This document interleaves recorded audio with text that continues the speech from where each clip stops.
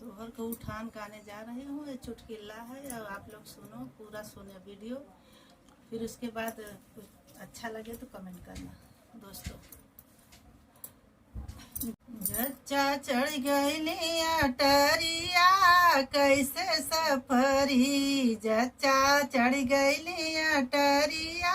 कैसे सफरी, जल्दी हो गईले बलकवा कैसे सफरी, जल्दी हो गईले ललनवा कैसे सफरी, सासु जो आई देवता मनन को मांगैया अपन नेग हो,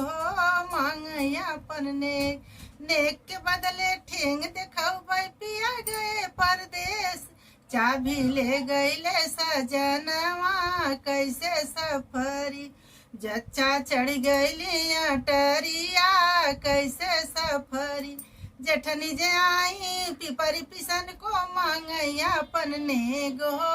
मांगैया अपन नेग, नेक के बदले ठेंग देखाऊ भाई पिया गए परदेश, चाबी ले गईले सजनवा कैसे सफरी, जच्चा चढ़ गईली अटरिया कैसे सफरी,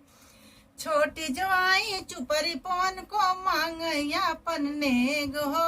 मांगैया अपन नेग, नेक के बदले ठेंग दिखाऊ भाई पिया गए परदेश, चाबी ले गईले सजनवा कैसे सफरी, चाबी ले गईले सजनवा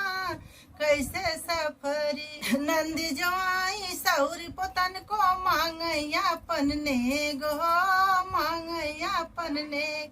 नेक के बदले ठेंग दिखाऊ भाई पिया गए परदेश, चाबी ले गईले सजनवा कैसे सफरी, जच्चा चढ़ गईली अटरिया